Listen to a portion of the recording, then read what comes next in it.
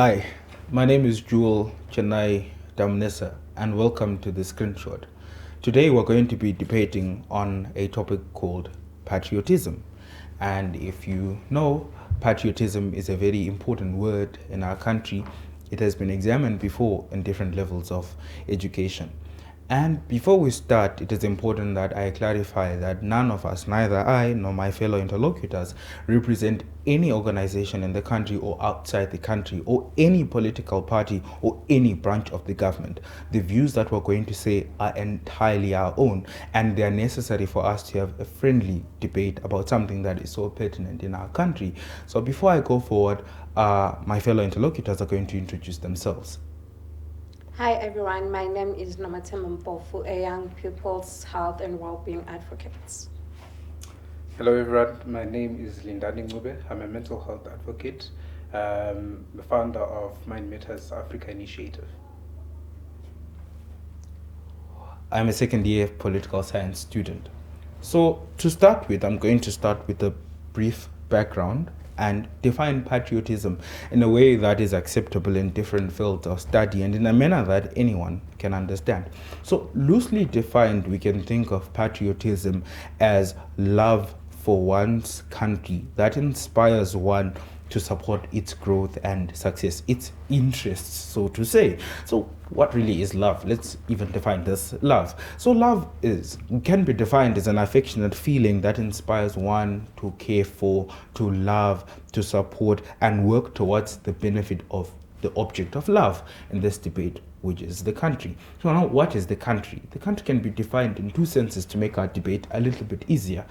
The territorially defined, drawn on the map piece of land that we call Zimbabwe or South Africa or Botswana, that piece of land that we see on the map and call Zimbabwe. Mm-hmm. And secondly, the country can be defined in terms of the state. That's when we're now talking about politics and the parties that fight for power within the country and all that, the state in terms of how it serves us and all of that. So that being said, I now move on to the first statement that I'm going to be making today, that patriotism is used to silence criticism. So to set this debate in context, let me talk about recent news in our country. We know journalist Faith Zaba, who recently got arrested for writing a satirical piece on The Independent, where he spoke about how our own president has been involved and implicated in various things like the Mozambican election drama, and traces of rigging were also seen in Botswana and Namibia, and our own country was implicated, and he was arrested and spent quite some time behind bars. And secondly, if you know, about a month ago, the High Court of Zimbabwe recently scrapped a section of the Patriotic Act, which was signed by the president into law in 2023, which was rather vague and too open and would violate people's human rights that are enshrined in the Constitution. That's my bold statement, is that if patriotism demands us to be very loyal to our country, to a certain extent it could silence dissenting voices who do not have the same views as the people who are in power and define patriotism for us. Now I will give it to my fellow interlocutors. Okay, I think you're precisely right when you're talking about how exactly patriotism has been misdefined. It hasn't been defined the way it's ought to be defined. You know, like I like the way that you defined it, that patriotism is the love for your own country. And arguably, I think when you speak about faith and these other individuals that have been arrested for speaking the truth as they see it, right, the journalists that we're talking about, I think they are the individuals that are patriotic themselves. I think those individuals that are not willing to speak the truth, that are not willing to criticize the things that are happening within their own country and let certain things slide, are the very individuals that are not patriotic. Because we're saying that patriotism is the love for your country. And when you love your country, you do not let things that therefore harm your country to slide. Which is to say, in vast majority of instances, when the government then says that you are patriotic and therefore you are supposed to love your government blindly and be blindly loyal to them, then that is a misdefinition, rather, a mischaracterization, let me say, of patriotism. So I think that it's similar to maybe per se what a mother-child relationship looks like, right? A mother can love their child, right? When a mother loves their child, it is therefore very much important for that mother to correct their child, to put them in their place when they are misbehaving. So like patriots, I think patriots, these individuals who love their country dearly, when the very government that they've elected is acting, for example, not in the best interest of the people, not in the best interest of the social contract that they have with their people, then a true patriot, I would argue, is an individual that is willing to speak the truth, publish the truth at the cost of maybe going into jail, which is what is called moral patriotism, because I think there are different facets of patriotism that we can argue about here. I think on the extreme end of patriotism, that's what we talk about blindly following without questioning. But in vast majority of instances, I think people that are very patriotic are very deliberate in calling out these systems, are very deliberate in calling out government and putting them into place when they're not in check. And those mechanisms are particularly important because when you love your country, you want it to prosper. And in order for it to prosper, you have to have check and balance mechanisms that call out government when it's not acting at its best interest. So I think those are my 2 cents, particularly in what you said. Just to chip in to what Lindani has said, I want to say I loved how you defined patriotism in the beginning, to say that patriotism is love for one's country. And when we talk of patriotism as being love for one's country, and in your first statement when you say that patriotism is now used to silence criticism, I'd like to say when you use something, you're using a tool, isn't? So when you use something for let's say a bad cause, it doesn't necessarily mean that the tool that you used is bad, but probably the person now using the tool. So now we say there are people that are using patriotism to silence criticism, okay, where now patriotism in its essence enables criticism, just as Lindani has said. So even when you go back to history, some of the most patriotic movements recorded were led by people that loved their country enough to demand better. So now we say that patriotism is love for one's country, and then we've got people at the back end of patriotism using it as a tool. I'll give an example. Let's say when we talk of murder, and someone uses a knife to kill something, we cannot stand and say knives are bad. No. Someone used a knife to murder someone. So at the end of the day, we're saying that the person holding the knife is the one that we need to talk about, is the one that we need to confront. And that's patriotism now. When we stand to say there is someone that is using this tool for something that it is not supposed to be used for, or something that it is not, then that's patriotism in its essence. So at the end of the day, patriotism does not silence criticism. Patriotism enables criticism, because you need to love your country enough to say A, B, C, and D is not what we want as a country. So basically, I just feel like if we're to talk of patriots, from the Nelson Mandelas, the R.G. Mugabes, those are people that were able to stand and say, this is not what we want, because we love our country enough to demand better for it. They could stand boldly and criticize the things that they did not want. Okay. Right. So I feel like my fellow interlocutors here have decided to go with the easier definition of patriotism so that this debate goes a little bit soft. But let me explain it this way. Okay. Using the last statement that you used, Mandela was able to say this is not what we want, or Robert Mugabe and the likes. Who determines what we want as a country? And who gives them that right? And who determines that if someone says this is the direction that the country is taking, it's the one that should be taken without voices of dissent? So now, you see, the problem with patriotism here, which is something that both of them are not really engaging in today's debate, is that if we say you want what is best for your country, What does it really mean? What does it really mean? Who defines what is the best for the country? So, there's the type of patriotism where I'm a teacher and I devote myself to teaching my students really well because I know that they're going to benefit the country when they become fully functional members of society. But there is the kind of patriotism that has been soiled by politics, where I feel like the interests of the country are defined.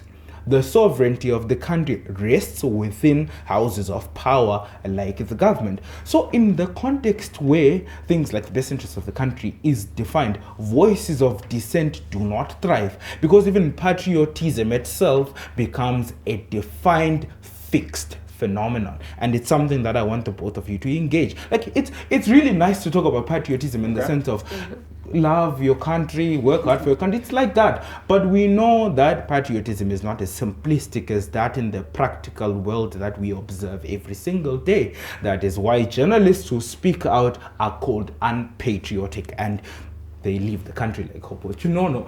Or if they do not leave the country, they get arrested, something like that. So those are the dangers of patriotism. So the idea of mother-child relationship, really, Lindani, it's good, but there's a power dynamic that already exists there. Right. And if you call out your mother, she can just say, there's the dog brother. That's what the Patriotic Act actually says. You can be stripped of your citizenship or your permanent resident status. So patriotism is the dangerous knife that is being used to knife our citizens. Okay. I just want to say I love the angle in which you're bringing this in. So now we've shifted from talking about patriotism to talking about authoritarianism. So now we're saying you're saying that patriotism silences the voices of dissent, and if you remember well what I said, that patriotism enables criticism and not silence it. Right. So if we're saying that there are people now that now define patriotism, that now have a fixed definition of patriotism, which is not exactly what it is. So now we're talking of patriotism wrapped in propaganda, which is what we've been suffering from for the longest time. That I have to give it to you. I have to agree. We have been suffering from patriotism that comes wrapped in propaganda and everything. But now, if we are going to talk about this, let's talk about what it actually is, not about what people ABCD have made it to look like, because that's a problem that's standing aside on its own. But now we want to talk about what patriotism is and not what the people have made it to look like. The reason why we've got people who believe what you believe right now is because that there are certain people in power that have brought this definition of patriotism and made it look like it's something that is not, which is a problem. So now we're here to redefine patriotism for what it is and to applaud people like Hopo Chunono that can stand and talk the truth because of the love for their country. In the face of death, in the face of opposition, they stand and talk about what they believe in because of the love of their country, and that is true patriotism, where you stand even in the face of death. You used the analogy of the knife. A simple question. Are knives dangerous? Knives are not dangerous. They are not dangerous. There is Lindani. Lindani does not have a knife. Lindani wants to fight me. Is he dangerous? He is. He is. Lindani now has a knife. Is Lindani more dangerous? He is. What made Lindani more dangerous? He's holding a knife. He's holding off the knife, not the knife. He's holding a knife. So the knife makes it more dangerous. Yes. So using her own analogy of the knife, so you see what the thing is, patriotism in the sense of love of your country is the ideal type, but we live in a world that is empirically observable, and that is where things become problematic. It's not even about the Zimbabwean context. You can even think about the United States, the whole Make America Great movement and all that. Okay. People who disagree with Trump's vision of American protectionism or America first are under fire, and you get deported. We've seen foreign students who have been supporting Hamas and all that being deported, being arrested and incarcerated in jail for a long time. Something like that. So where I'm trying to make this debate go is to see how the phenomenon of patriotism as a requirement in citizens in and of themselves is problematic, because patriotism is not an innocent term. It has to be defined. If we say this is Zimbabwe, Zimbabwe is not just a place, but it is defined. And if we say this is what Zimbabwe wants, this is what America wants, this is what America first means, it means that some people in power have defined what it means to say America first or Zimbabwe first, or what it means to say the government is doing well or not well. So in that sense, you can love your country. If you love your country enough to speak the truth, we know the price of truth, because patriotism is not necessarily just the truth. Patriotism is defined. So let's engage with the real world, not the ideal. On that point of the defined patriotism, okay, as individuals of a democratic world, of a democratic society, and of which we can argue whether or not democracy really is a thing, but I want us to take it from a democratic lens. When we elect government, right, when we elect in government officials, we have what is called a social contract is established between the government and its citizens, right, which means the government ought to then therefore represent the best interest of the individuals that are within that particular set context, or as you said, defined borders. But then what then I want to head to is the idea of saying that if you say patriotism is a defined term because of the power dynamics that we have within our communities and within our struggles, let's take a look at, for example, our education system in and of itself, right? Education system is already defined the way that we view things, and it's distorted the way that we see things, right? Independent thinking doesn't necessarily exist. So even if that was true, taking you at your best case, even if that was true, I would say that even with the set defined context of patriotism, you can still find yourself as a patriot. You can still find the points of stasis that you disagree with, and you call them out. And when you call them out, because you want the best for your country, then therefore, that's what makes you a true patriot, right? But with the things that you agree with, which is what we see in advocacy. So I'm going to make a reference because that's where I deal with most of the time. In advocacy space, the advocacy space is passive in its own nature. And when advocacy is passive in its own nature, it's not as aggressive as we want it to be in order to call the government into action or into the position that they're supposed to be in, right? And when you're active, when you're an activist, therefore, which means you are ruthless in the way that you call out the truth, right? And when you're ruthless in the way that you call out the truth, you are therefore bound to attract a lot of scrutiny from the government, and of which you are called unpatriotic, as you said.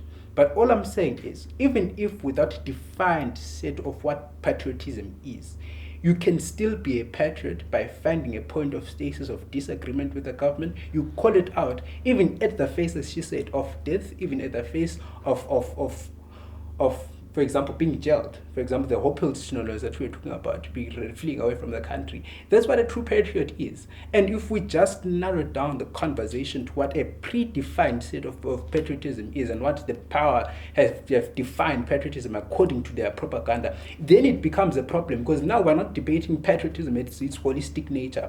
Now we have to have a principled definition of propaganda and of patriotism, and we have to have the practical, as you said it, and we have to converge within the two and say, well, fine, do we run with the already defined patriotism, or do we try and instill the principled level of patriotism, and do we give glory to these individuals that run with the principled idea of patriotism, and we give them the credit that they deserve? Because these are the very individuals that have seen that this country, we love this country, this is the direction that it ought to go, and with current government, it's not pursuing that idea, and it's not pursuing the best interest of the people. People are suffering as it is. It's not an abstract idea that people are suffering in Zimbabwe.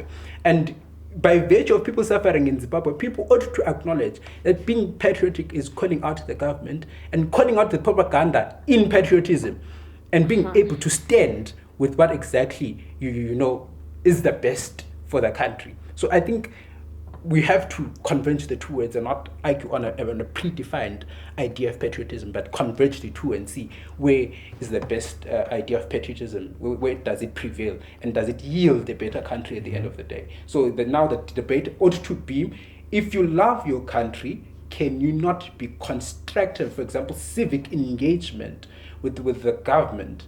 And where then therefore do we yield a better result for a country? Is it when you are patriotic or when you're not patriotic? And I would argue that when you're patriotic, you yield a better result for the country, for the development of the country, and much more civically engaged with matters of the country, which is what most young people struggle with today. Young people tell you that I'm not political because they've taken that idea of patriotism and they've ran with it to say that being patriotic is not understanding matters of politics. They don't concern me and I don't care about them. Just a question on that. When we accuse young people of taking the idea of patriotism that is like that, I don't think you make an active decision to define patriotism as something is. You see, the way you're defining patriotism is really cool. I like it. It's amazing.